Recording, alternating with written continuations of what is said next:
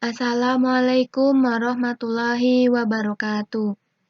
Perkenalkan, kami dari kelompok 2 yang anggotanya terdiri dari Nurul Erlitasari, NIM 20123101, Oktaviana Dwinata, NIM 2012313030, Anita Putri Utami, NIM 2012310007, Akil Hafida, NIM 19123055, yang akan mempresentasikan materi tentang dakwah Nabi Hud alaihi salam.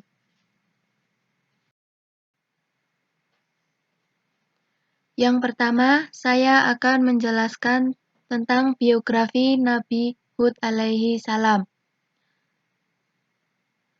Nabi Hud lahir di Al-Ahqaf, yaitu antara daerah Yaman dan Oman.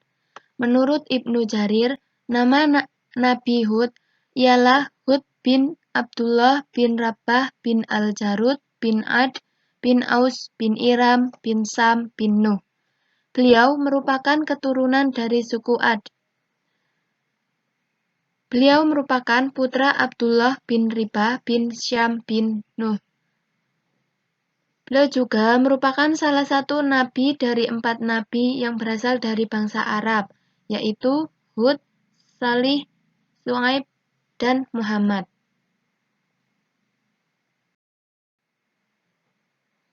Selanjutnya, kegiatan dakwah Nabi Hud alaihi salam. Nabi Hud berdakwah di tengah-tengah kaum Ad, yang dikenal kejam dan memakai hukum rimba. Beliau mengajak kaumnya agar kembali ke jalan Allah Subhanahu wa Ta'ala, tetapi tidak diindahkannya. Bahkan mereka mencemooh Nabi Hud sebagai orang bodoh. Mereka lebih percaya kepada patung-patung yang diberi nama Samad, Samud, Hira daripada percaya kepada Allah Subhanahu wa Ta'ala, sebagaimana yang didakwahkan oleh Nabi Hud. Tetapi Nabi Hud terus berdakwah dengan kesabaran, penuh hikmah, dan dengan tutur kata serta sopan santun yang tinggi, jauh dari perilaku kaum Ad. Kondisi mad'u. Kaum Ad hidup sangat makmur. Mereka memiliki peradaban yang tinggi dan unggul dalam bidang pertanian karena air yang melimpah. Mereka juga memiliki harta dan binatang ternak yang banyak. Tempat mereka juga menjadi ladang yang subur dan hijau, penuh dengan kebun-kebun yang indah dan mata air. Masyarakat kaum Ad memiliki fisik kekar dan otot yang kuat. Mereka hidup di wilayah Al-Ahqaf, sebuah pegunungan pasir yang terletak di utara Hadramaut, antara Oman dan Yaman. Mereka memiliki akhlak yang buruk. Mereka juga dikenal memakai hukum rimba, yaitu siapa kuat dia yang menang dan semena-mena. Mereka tidak hanya berbuat kejahatan di Yaman, tetapi sudah menyebar ke berbagai penjuru dunia. Mereka berbuat kerusakan di muka bumi dan menindas penduduknya dengan kekuatan yang dianugerahkan Allah Subhanahu wa Ta'ala kepada mereka. Respon mad'u terhadap dakwah Nabi Hud alaihi salam. Respon yang didapatkan Nabi Hud selama berdakwah bisa dikatakan tidak bagus, karena kaum yang didakwahinya malah mencemooh beliau sebagai orang bodoh, dan selama Nabi Hud berdakwah di tengah-tengah kaum Ad, beliau hanya mendapatkan 17 orang saja yang menjadi pengikut setianya. Dalam Tafsirul Quranil Azim, karya Ibnu Katsir, sebagaimana dikutip Silahuddin Hamid dalam bukunya, kisah-kisah Islami disebutkan kaum Ad benar-benar tidak mau beriman. Mereka tidak mau berhenti berbuat durhaka dan jahat serta berbuat apa saja yang mereka kehendaki. Sifat takabur kaum Ad sudah demikian hebatnya sehingga tidak dapat diubah oleh siapapun. Dampak kegiatan dakwah di masyarakat. Dalam kegiatan dakwah Nabi Hud alaihi salam kepada masyarakat yang tidak diindahkan, Maka Allah menurunkan azab kepada kaum Ad dalam 2 tahap. Tahap pertama berupa kekeringan yang hebat. Sumur-sumur kering keronta, gagal panen, dan tanaman mati.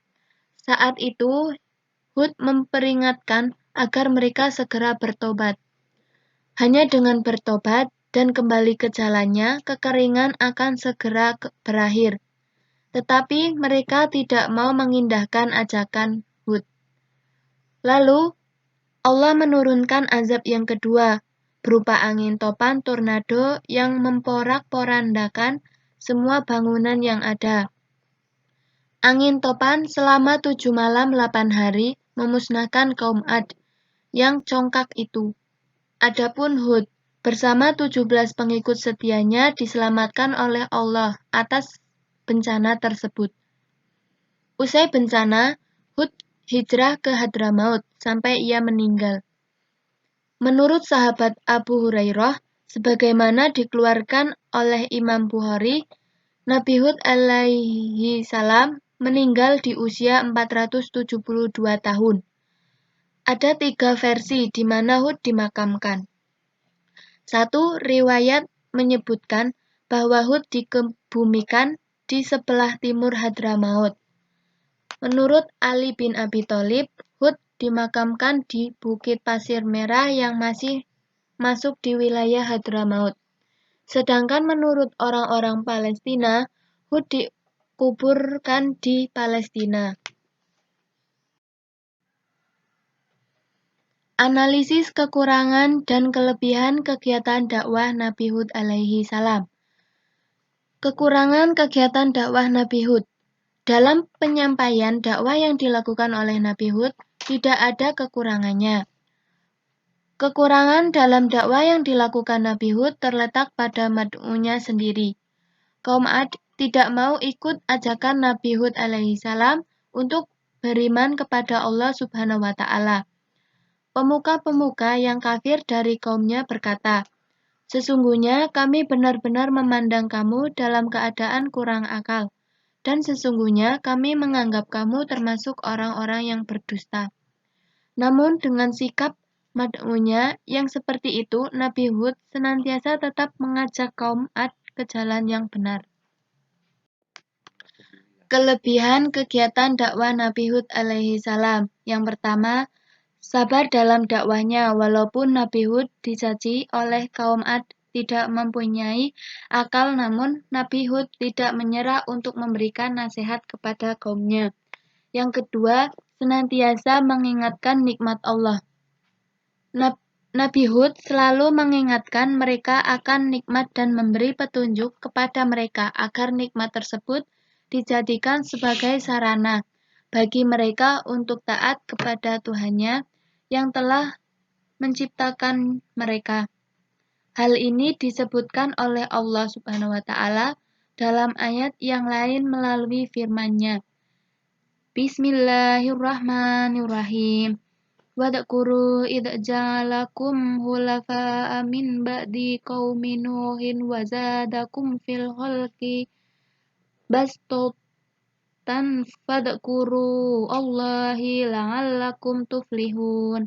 Yang artinya, dan ingatlah oleh kamu sekalian di waktu Allah menjadikan kamu sebagai pengganti-pengganti yang berkuasa sesudah lenyapnya kaum Nuh. Dan Tuhan telah melebihkan kekuatan tubuh dan perawakanmu daripada kaum Nuh itu. Maka ingatlah nikmat-nikmat Allah supaya kamu mendapat keberuntungan. Quran Surat Al-A'raf ayat 69. Sekian presentasi dari kelompok kami. Apabila ada kesalahan kata, kami mohon maaf sebesar-besarnya. Wassalamualaikum warahmatullahi wabarakatuh.